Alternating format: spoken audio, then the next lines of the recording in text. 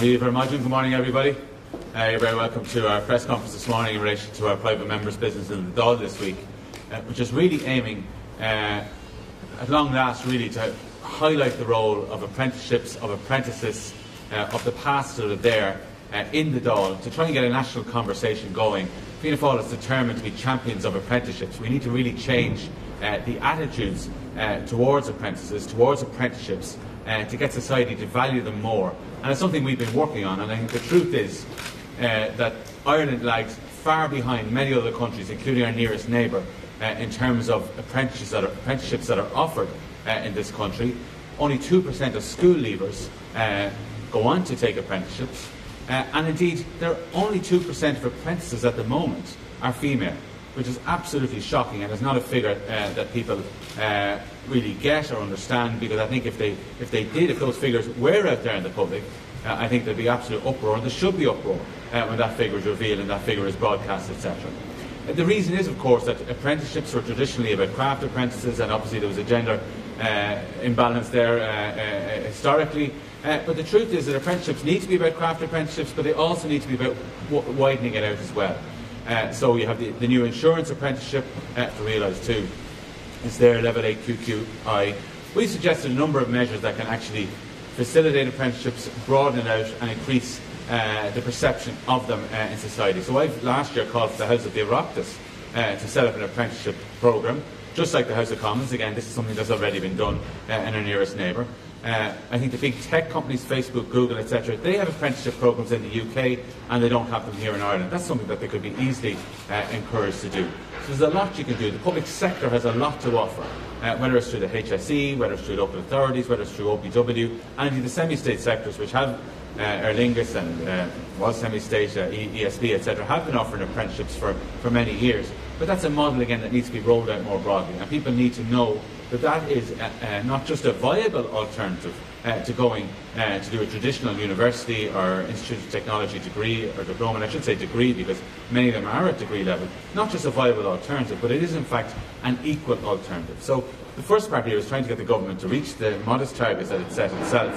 But if we can expand the idea of an apprenticeship, I think we can make great strides in society in terms of vocational education. Also, go some way towards addressing the whole issue of the third level funding crisis, by maybe redirecting some people to apprenticeships, which are done in conjunction with colleges, away from maybe more traditional education programs. And that's, I think, what we're going to have to do. It has to happen at a much quicker pace than before.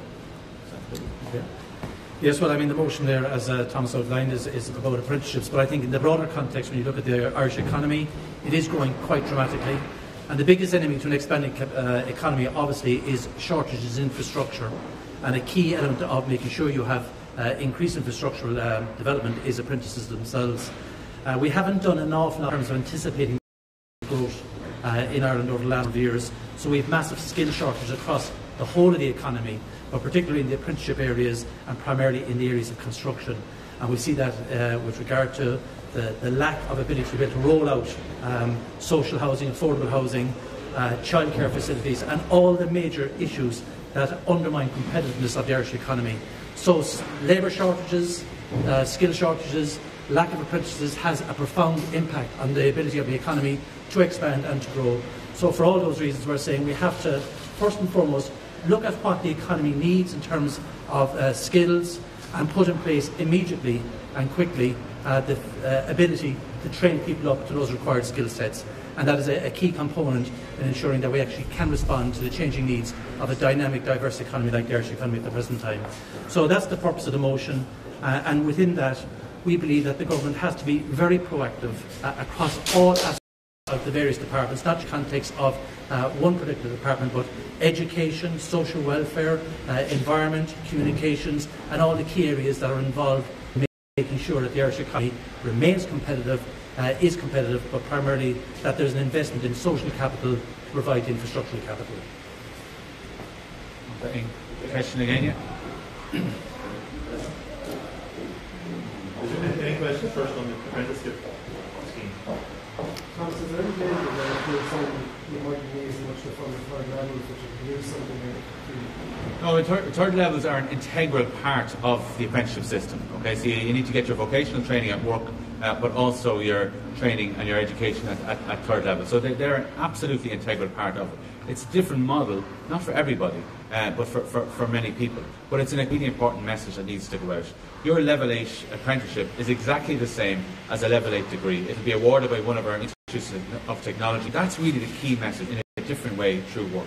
Now, we don't want to, this is not going to apply to everybody, but we really are way behind what other similar economies are at. I think there needs to be a huge change in that. And again, I repeat, only 2% of apprentices are female. We're talking about gender quotas, we're talking about gender balance. That is the most imbalanced gender statistic in this country, and it needs to change, and it needs to change quickly. what kind of apprenticeships could the House of Oireachtas offer? Well, there are various ones. You could start with chefing, but also, I mean, the House of Commons, for example, has apprenticeships which could be administrative jobs as apprentices, maybe not at degree level, but also you could have jobs in relation to public relations where you get a degree qualification, a Level 8 qualification, but doing it through training as well as working on the job and learning in an institute of technology or a university which is attached, for example, to the House of the Oireachtas. Now, the House of the Oireachtas Commission have looked at this. They haven't gone for it yet, but there's definitely a change of direction, change of thinking there. But the main reason I wanted to do it here, I say first of all it's done in the House of Commons, but the main reason is actually that we can set an example, that this is something you can do. You can move beyond the traditional craft apprenticeships, which obviously, as Billy says, are crucially important to the economy, but you can move beyond that. And that's one way that you get more women into apprenticeships, where you broaden out the attitudes and highlight the value and the equivalence of apprenticeships and how they are equal to degrees and equivalent qualifications in our universities and third levels. Billy, you spoke about the economy there, it's on Brexit. You're a spokesperson for business in the fall government reviewing the backstop. What kind of message does that send to businesses in Ireland? Well, look, we're in very difficult negotiations at the present time. There is no doubt there's a certain amount of disquiet out there since the Taoiseach made those comments. The backstop was sold as being an integral part of his negotiations in the sense that it gave certainty to the situation with regard to the border on the island of Ireland. Any diminution of that would have obviously be an issue of concern. But our view is very simple. The backstop is as it is. It was sold in the context that it was bringing certainty to the issue. And anything that would dilute that would be an issue of concern. But primarily, when you look at what's happening around Brexit, today obviously is a day for Theresa May to bring forward her proposals to Cabinet. From our perspective as a party, we've offered unconditional support in terms of making sure that we've political certainty here in Dáil Éireann to ensure that the government, is able to go out and negotiate in the context of its discussion with our European partners to discuss with the UK. We have played a very important role in that as a political party, but there certainly is an issue around any dilution of the backstop. It could create huge uncertainty, and the reason it would be greater uncertainty, not just the here and now, but into the future.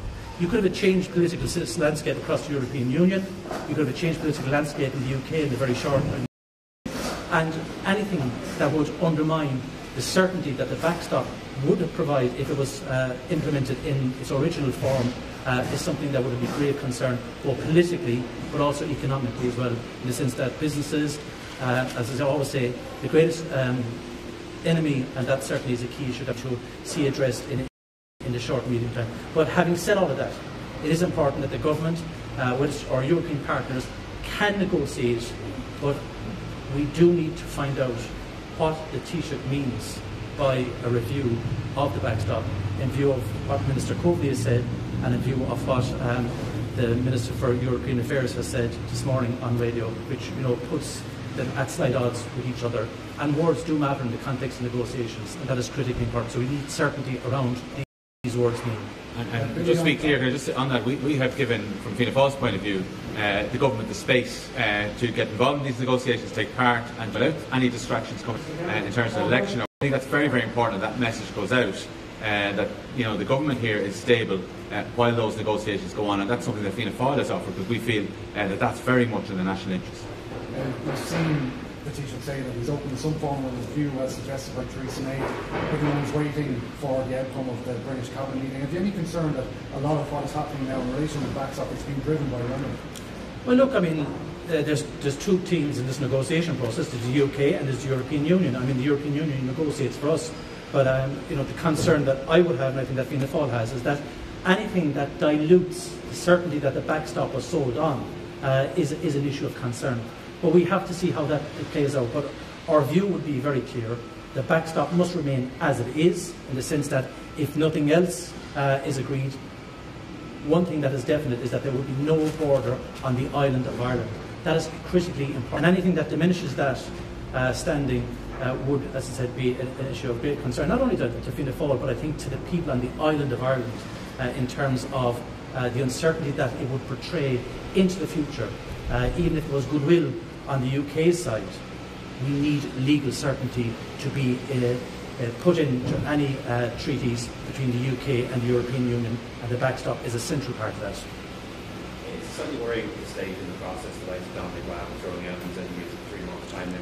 The ground has been trod over 100 times already, and still haven't made any movement. Yeah, well, look, I mean, the difficulty, of course, is there is a divided cabinet in Westminster. That makes negotiations difficult when you have the Prime Minister negotiate with the European Union, then having to negotiate with her own cabinet and her own party in Westminster. But we did see this as a potential difficulty, that the backstop would become the issue that was isolated in the context of the overall negotiations. That was something that was, warned for some time. And it is unfortunate we're now in this position where it is the backstop is the issue, and it is very much out on its own. But we clearly have to be of the view that there can't be any undermining of what the backstop was sold in last December, and that is a cast-iron guarantee that there will be no change that would put a border on the island of Ireland. And that is something that, as a political party, we would insist must remain part and parcel of any negotiations. But is there anything Fianna Fáil that are different from these negotiations directly from last year? Well, you'd always say that, the issue of the backstop being isolated was an issue of concern. And I think many people said this from even as early as last March, April, that we couldn't end up with everything else almost being agreed and the backstop being the fundamental obstacle to further movement. And I think, how the backstop was sold, how it was held up as the cast-iron guarantee, and then we're now finding at the last moments of negotiations that it is being frayed at the edges is an issue of concern. So would we have done anything differently? We would have tried to ensure that the backstop wouldn't have become isolated as it has. I think as well, we've been critical of the contacts between the Irish government and the government in London, and indeed the parties in the north of Ireland as well. I think there have been no contacts for a large period of time, except around the time of difficult negotiations. I think one difference as well between us and Fianna Fáil, if I may say this, our offer in terms of no election actually hasn't been accepted by the Taoiseach. Now, he hasn't done anything about it, but he has specifically rejected it, in fact. And that's something that we think is unwise. But look, we're still maintaining our position. I think it's too important for the country not to do anything differently. So, just meaning going to the soft beder Marialler on Kesh and Marialler and Apprenticeship. Come here, not full of stuff in the end, does well, Stoke go out trying to shin go an Apprenticeship, because of course the Apprenticeship Cardin Oraha Nakra Manai Gobber onto and onto. So community Gary Shin after go make this mo Manai Gobber Snick Cardin Shin. Okay, now I'm Kane coming to Gary. On Humcap Apprenticeship, course the Ella good Cardina Ella August go Gleckana Ella honest can make this mo Dini a dull community Gary on Dark at on modular Apprenticeship Ahru as a Mion at on Ahru August a Rolla Dini go Wilsheets Aaron Yella well, community Gary Fragro on Taoiseach is Cosbury Lesh San Gulstad because go Shin. Nach féile é bhrisise go leanaí sé go Joe agus nach méid teoran sa tír seo ar an ile gheal rialtas na Breataine an Norrie agus ag lach rialtas na Héireann leis agus meas amíthe nach féidir le ein difricht bhain sin maidir le sin leis Taoiseach an pasráta sin amach in an léach go háin caithfidh sé golisteach agus é míle agus a teachnaí eile sa dá massively. Ceistú an éidir dus míall a cuasaí a dachas agus na dachas leis na scoilena agus na dachas na struchtúr. Well, by níos mó óras agan maidir leis crinú cócaiste Murnane. Échas is seo a bhfuil an Ryan i dul in ní na daoine a bhfuil freigrach as seo agus ba an ceist agam den Ryan agus níháil to listen to the education an rud ach taréis sé sin chaimid allamach cadé an fálaí a rinneach an seo agus enable chun an damáiste a chuir geartaréis. You know, how this was allowed to happen. The Minister initially was saying that there was an issue about building regulations changing in 2014. The problem was, please know, is the Department following up on the schools, following up on who's responsible, who is paying for all these major works that are going on at the moment, why regulations that fire audits that were revealed in the Examiner and the Dublin Inquirer newspaper 3 years ago, why were court actions only at the Education Committee as well. Lots of promises were given. They were finally going to appoint clerks of works who do the department's eyes and ears on sites. We don't know if that actually ever happened, so there's a lot of issues to be discussed tonight. And in relation to, is an ordinary consumer buying a 3 or 4 bedroom house largest purchasers of construction activities in the state and actually having a hands-on role? Because I don't think it's acceptable for a department of government that spends €500 million every year on construction to sit back and rely on certificates rather than having a think whether the structures are good enough, are suitable for children. Okay, thanks everybody. Thank you. Education Champions League.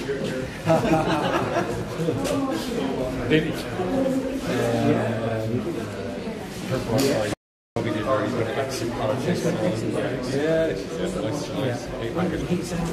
same age as me. Is he? Yeah, he came to politics at the same time as me. I came in 92 and I think he was appointed by John Root in 95 for the Senate. So I served in the Senate way back. But